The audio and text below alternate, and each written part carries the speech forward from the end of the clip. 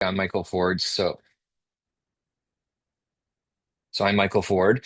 I'm the coordinator with the Co-op Abroad program in Co-op Central here in Burnaby. So I work with all the faculty um, areas in co-op for helping students who want to work abroad, and I also work with the employers who are abroad. And I was talking with Ardlin and the staff about uh, the alignment between students who are studying world literatures and specifically, world languages at SFU, um, and that maybe they might be interested in possibly working abroad and putting their language skills to use while they're at SFU. So seemed like a good alignment, and just thought I'd make a you know fairly short presentation today, providing an overview of what co-op abroad is and what the opportunities are and how you can get involved.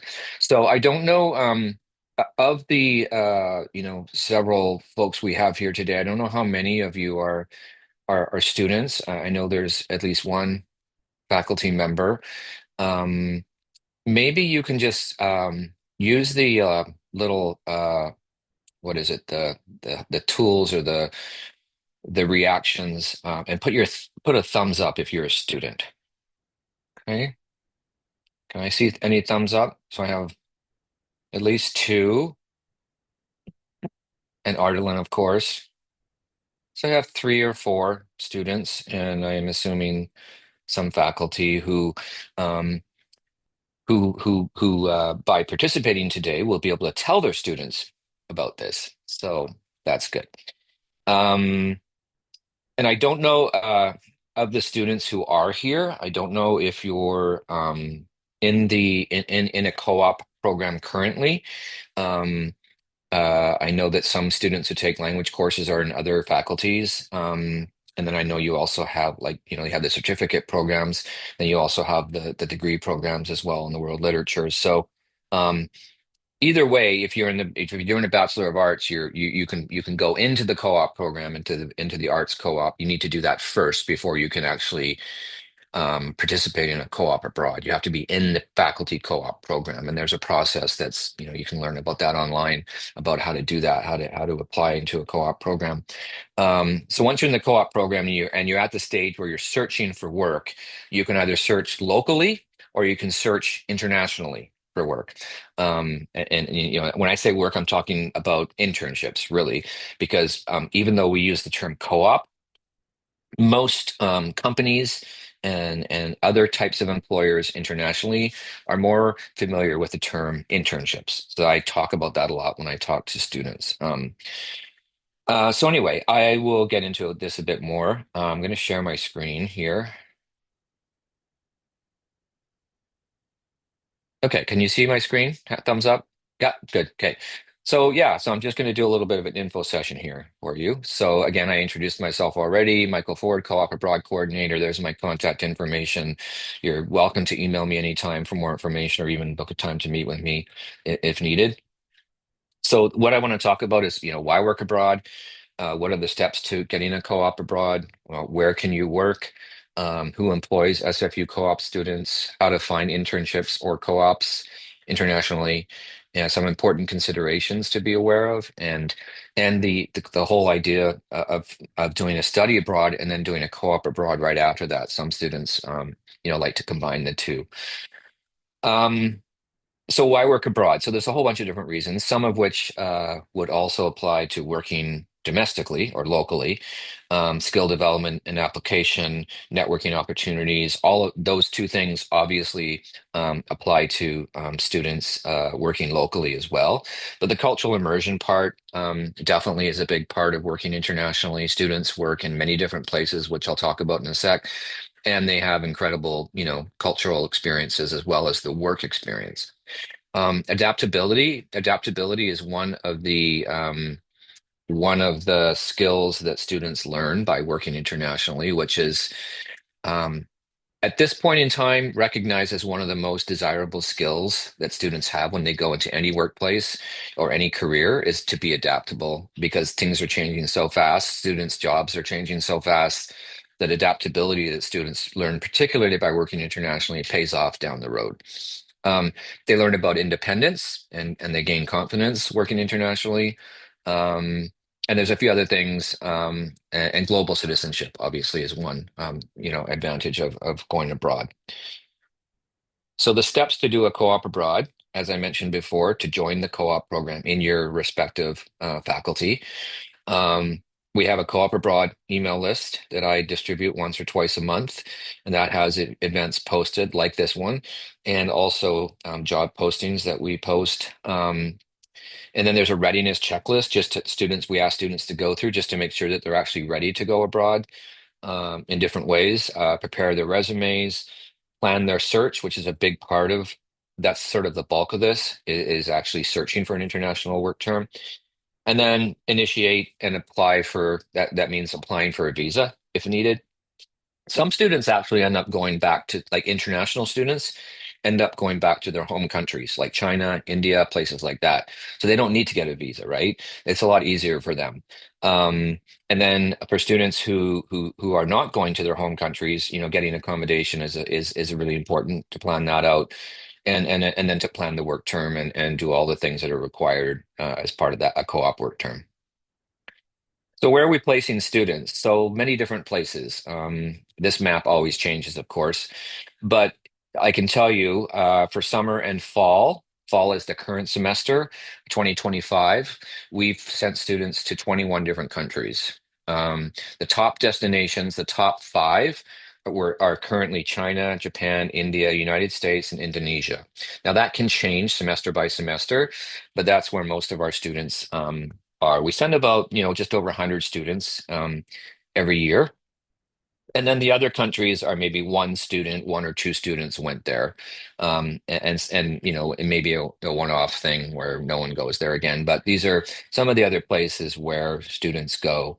Um, if students are going to like what's deemed by the Canadian government to be a fairly high risk country, we go through a whole risk assessment with SFU safety and risk and make sure that we prepare for that. And in some cases, we can't approve a co-op to certain countries, but most times we can.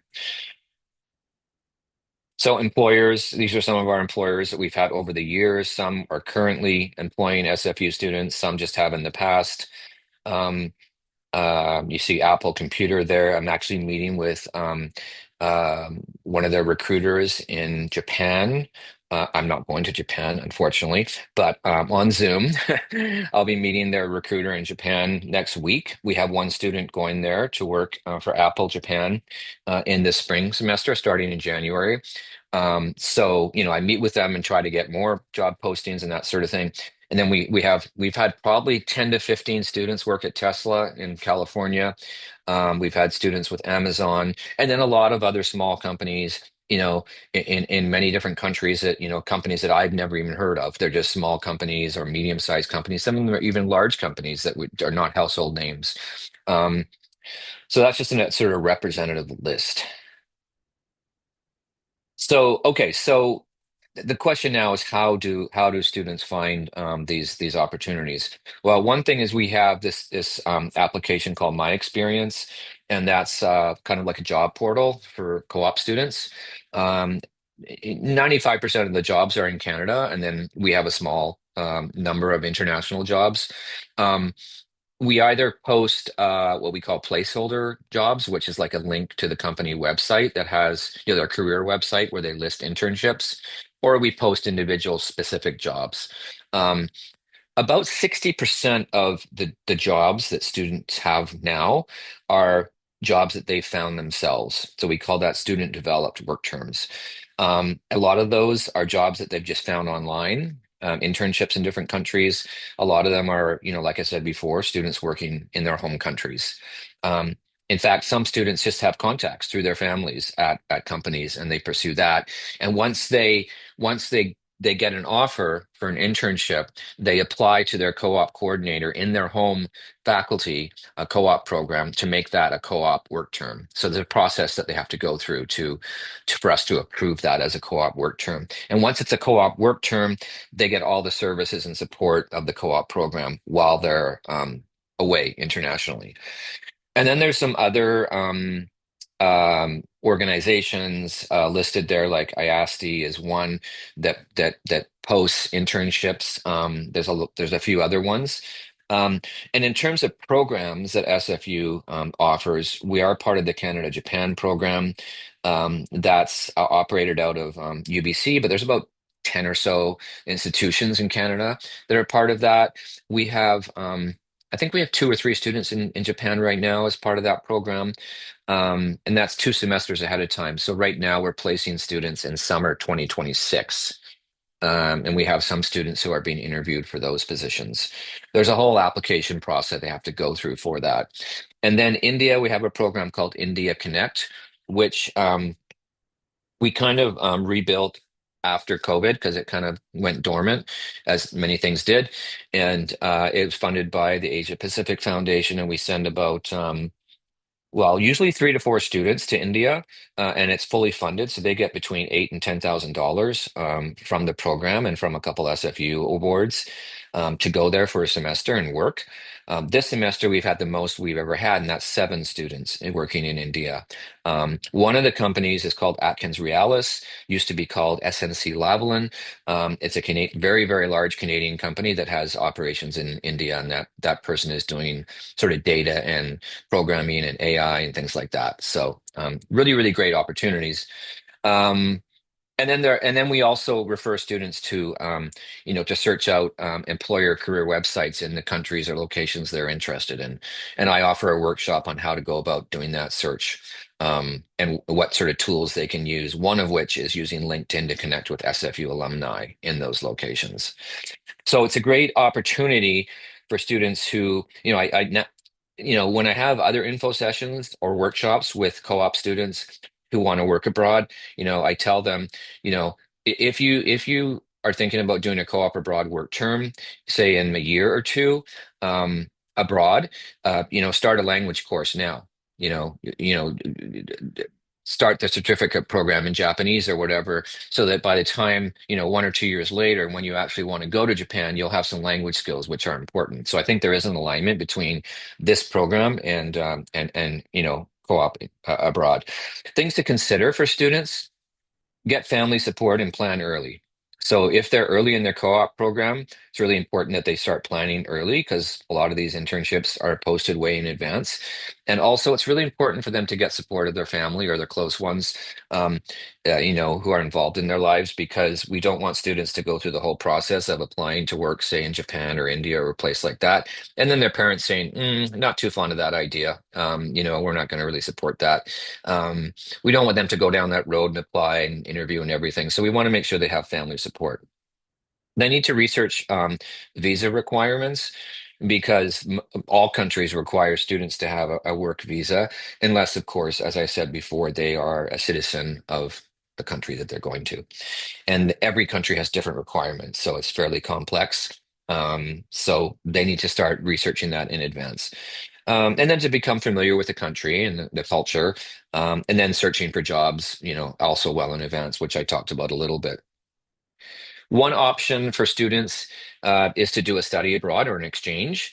So, say they go to Japan to do, a 1 semester study abroad at a university, and while they're there, they think, "Wow, it'd be great to go straight into a co-op work term here in Japan." They can certainly do that. They would need to reapply for another visa and search for an internship, which can be easier if you're already in that country.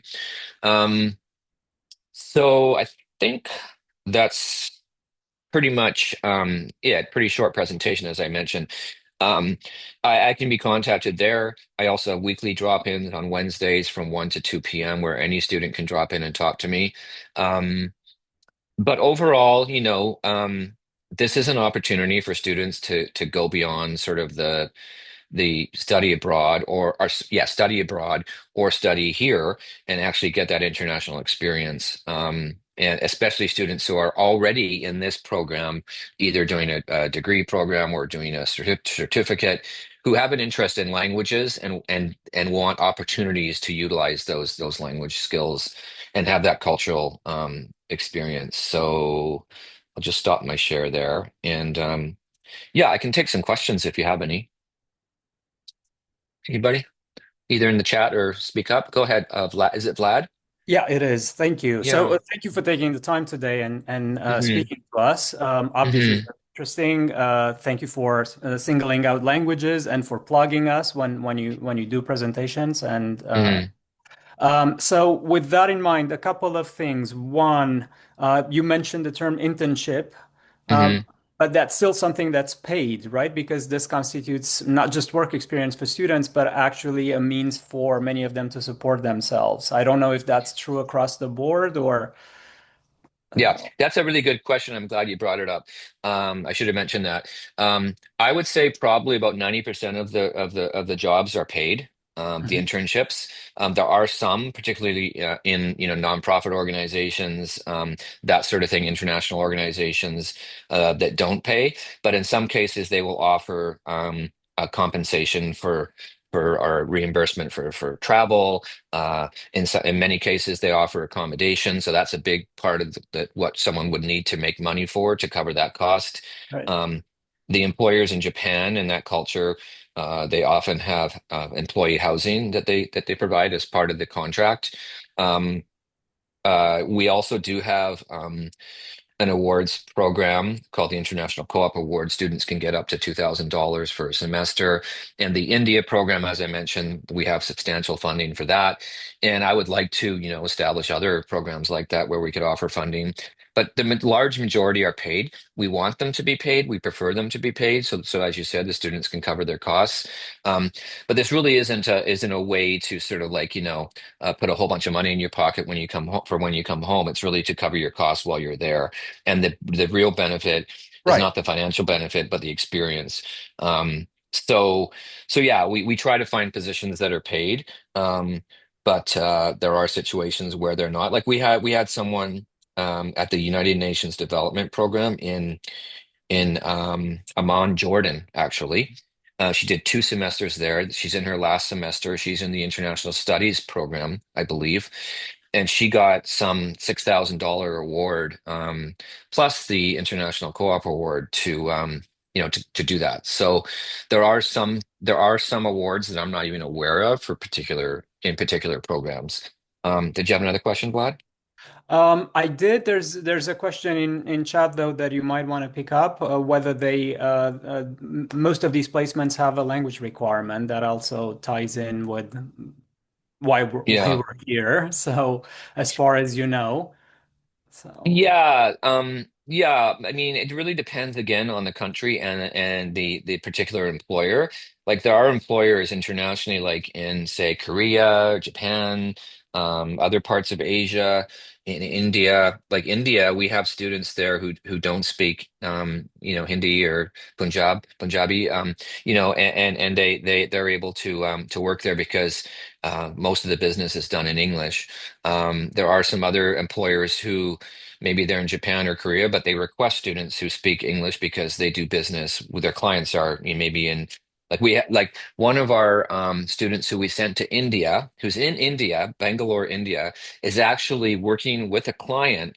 I think it's CN in Canada. So he actually has to work, like Canadian hours. So he's up all night working in India with a Canadian company. So it's an international global economy. So there is a lot of English, but in some places you're right. Like particularly some of the companies in Japan, they have to have Japanese language skills. So I'm not talking like being fluent. I'm talking maybe 2 or 3 or 4, courses in Japanese. So yeah. I see that our colleague from the Japanese program is here, Naoko. Hi, Naoko. So there seem to be quite the majority of opportunities do seem to be in the Indo-Pacific area, as you've Hmm. mentioned, and the lion's share of the placements. Hmm. You see many placements. Claudia and myself represent European languages, so German and Right. Italian, for example. Do you see many placements in these areas? Are there particular companies that you're working with.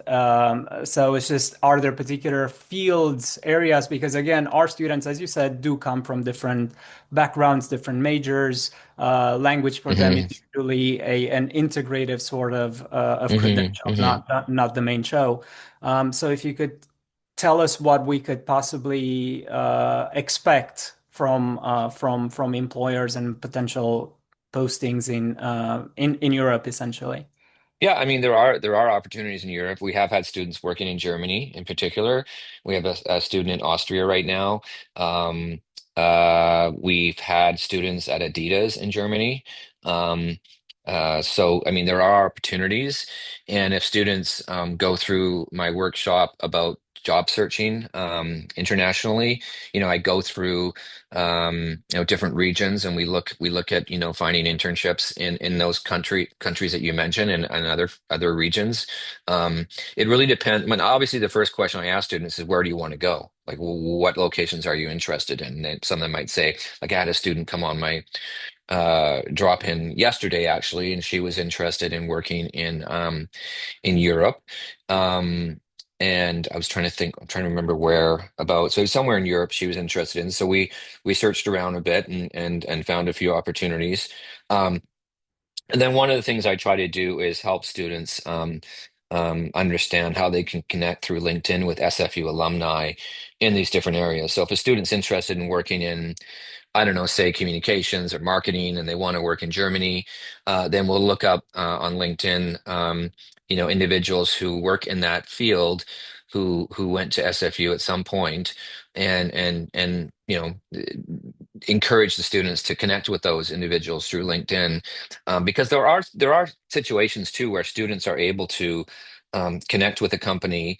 And they'll create an internship for the student if that's something they see value in. It has happened. We had a student in Germany who she was doing some research.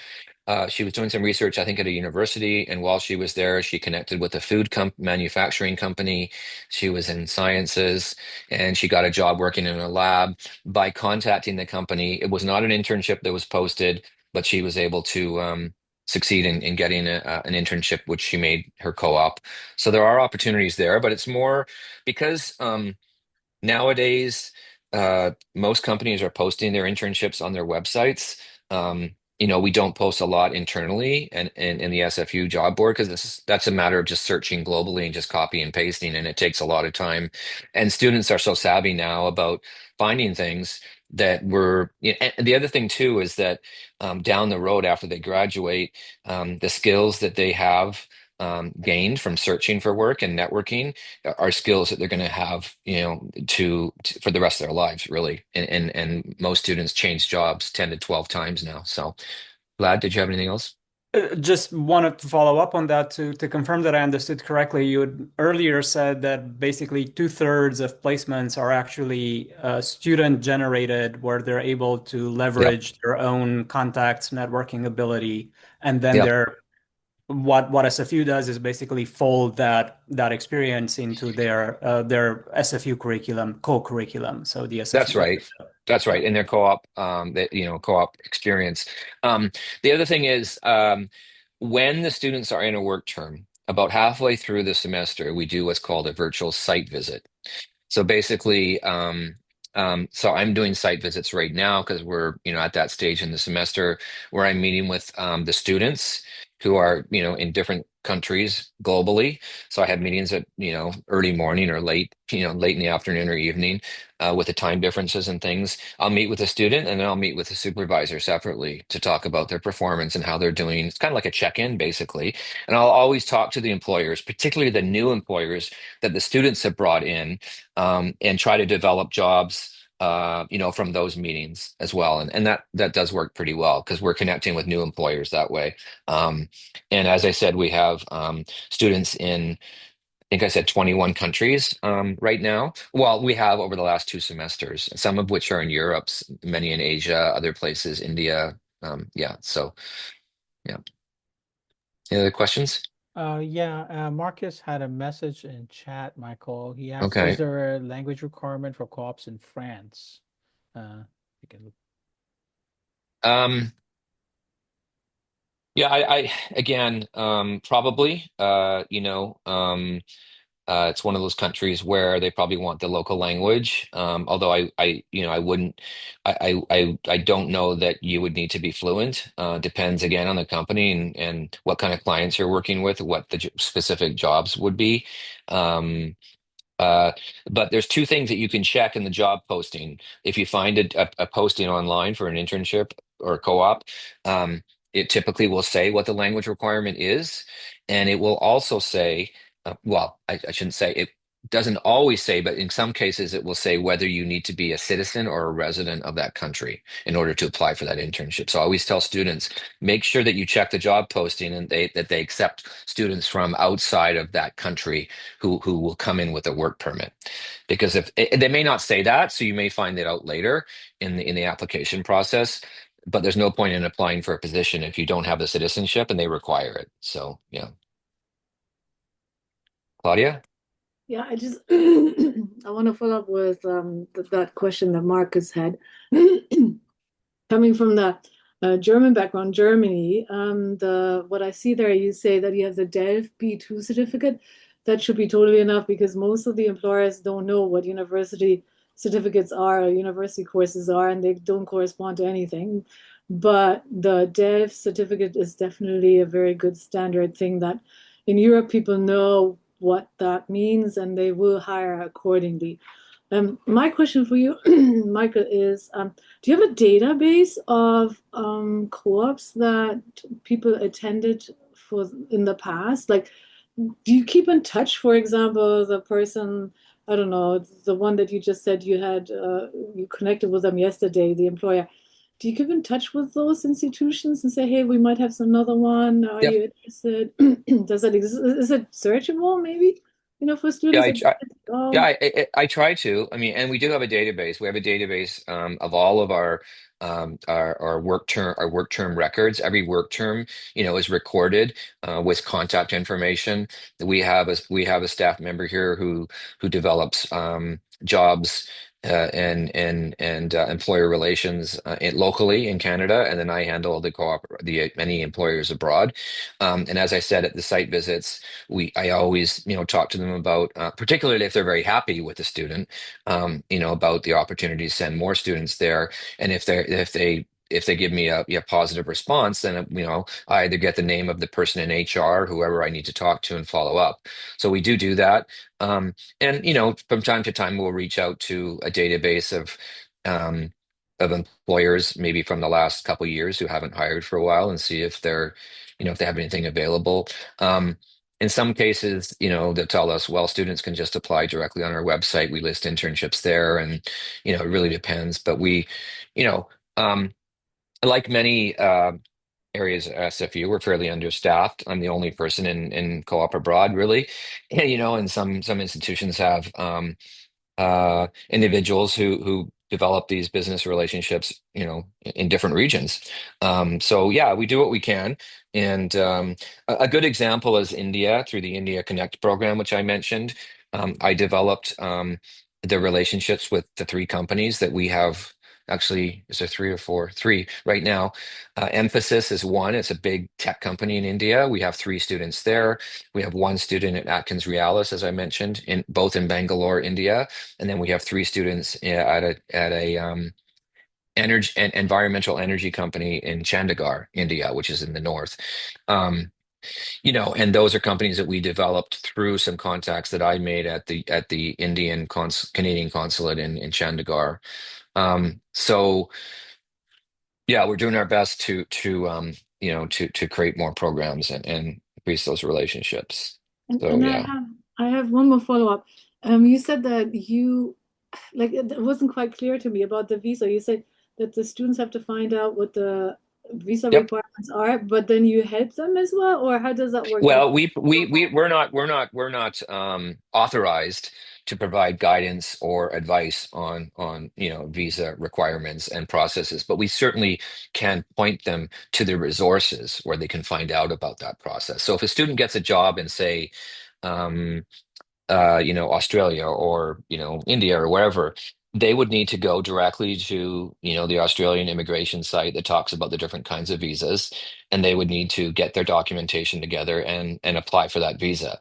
Once they had, or in the US, for instance, there's a whole program called the J1 visa, and we can advise them on the steps that they need to start with. Or their websites they need to go to, but in terms of the process, they need to do that entirely themselves. Um, it just so happens with India, because we have this program and we have contacts at the Asia Pacific Foundation, that I was able to get a contact at the embassy here, or the consulate, who really helped us move those quickly. But I don't have contacts in every case. So it really is up to the student to take that initiative. And honestly, these are skills that they're learning. That they might not otherwise have. And this could serve them later on if they want to work internationally somewhere else. So, yeah. And we do have once students, I should say, once students get an internship, they are put into a Canvas course called the Co-op Abroad course. And that's a course that they're in the whole semester that they're working abroad, and it has pre-departure resources about, while they're in the country working, and then resources for when they return. And there's a few assignments they have to do pre-departure. And every student is required to book an orientation meeting with me. It's like a 15-minute orientation once they land a job offer, and we talk about, okay, now you've got your job offer, this is what you need to do next. Do you have any, and where are you going to stay? What's your accommodation like? And have you looked into visas? And so we go through all that individually. So yeah. So we try to support them as much as we can, but we also want to give them opportunities to take responsibility. So yeah. Thank Were there you. any other questions in the chat? No. Okay, let's see. Okay, so that's just a comment about the certificate programs. All right. Any other specific questions, Gia? Yes, Michael, first I want to thank you for taking time and give us this Yeah, workshop information. my Let pleasure. us on that. I want to follow up on a few things you mentioned. First, a quick one is you mentioned this sounds like a very helpful course, Canvas course. Is that going to be also migrate to the new Cloud? system, the Canvas Yeah. Cloud versions? So The in the Co-op future Abroad be course? yeah. Yeah, it already is actually. Yeah, we have already Okay. done that. And we have the Co-op Abroad course for spring 2026, which starts in January. Students are already in that course. We're already adding students. We add students as soon as they get their job offer. Yeah. Sounds good. The other question I want to ask is, I don't know if you have already mentioned that what I heard from other institutions, it seems there's a huge drop in the co-op position placement because I think everywhere seems to um, cut positions a lot. hmm Like I hmm wonder, what does it look like this year at SFU? Do we still have the same strong co-op placement as I I past, think we both I think remote I think it's pretty strong domestically, although I don't know the numbers if they might have gone down a little bit. I don't know about our domestic ones, but internationally, we're up 18% actually over last year. So Oh, if you look wow. at all I'm talking about the spring, summer, and fall of 25, we are 18% up over the previous year. There are lots of variables and reasons for that, some of which I don't even know. I think one of the things is some of the students, international students who are coming to SFU, who then go home to do a co-op. I think some of them are finding that the job market is pretty competitive here, particularly in the tech sector and things like that, that they're going back home to where maybe there's better opportunities, and they can go back home and stay with family and that sort of thing. Because as I said before, about 60% of our international co-ops are students going home to their, home countries. So I think possibly more students. I'm getting a lot of interest. Like I had a workshop on job searching internationally, and I had over 100 students register for it. Of course, they didn't all show up, but um, you know, um, so there definitely is the interest. And actually, when we have a table at an event, like the Welcome Week events, I would say at least 50% of the students ask about working abroad. So it's clearly an interest. And with so many companies internationally located, even like North American companies, there is a lot of opportunity. Yeah. Right. And may I also ask, like, so for you mentioned there's some students are going back home actually. So Hmm. for Hmm. that Yeah. position, for those who actually don't have the home in the other country and truly kind of like doing just really another country that they don't have any connections, what does accommodation look like? Do It they do depends. It the depends. It depends. Some employers will provide some accommodation. If they don't, like in Japan, for instance, if they don't have like company accommodation, in some cases they can help the student. With some options. Maybe someone at the company has an apartment or whatever. In many cases, the student has to find a place on their own. Um, you know. One of the students who went to India, who's in India right now, like he stayed in a hotel right near the office for the first week, and while he was there, he searched around for a room that he could rent or like an apartment. In some cases, we love to send more than one student to a particular location because then they can maybe share a place, support each other, especially if they're not familiar with the location or the culture. Um, so it depends on the location. And some locations are very affordable. Like, I mean, like the students who are living in India pay $400 to $500 a month for their apartments, you know. So it's not a high cost compared to what we're used to.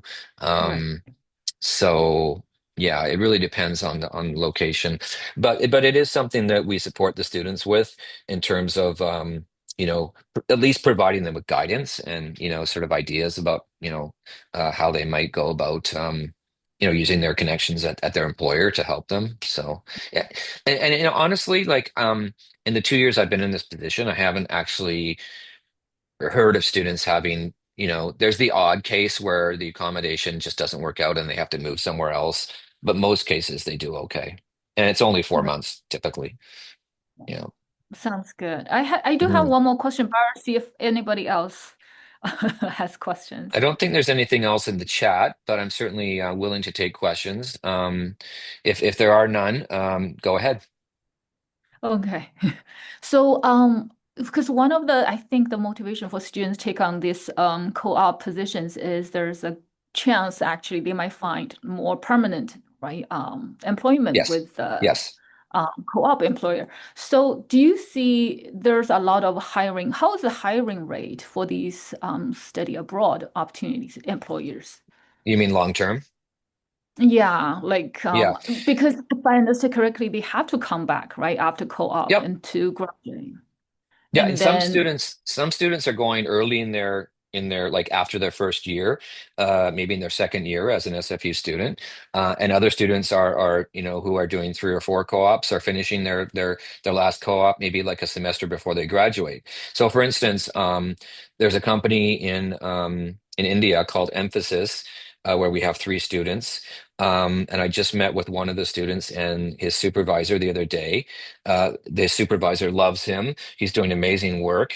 I said, and one of the questions I asked the supervisors, would you hire this student again, given the opportunity? And most of them say yes. And this person said, oh, for sure, right? And they happen to have a Canadian office. So I said to the student, would you be interested in, after you graduate, perhaps, or even before you graduate, doing a co-op with the same company in Canada? So because he would certainly have a much better chance now that he's worked for the company in India.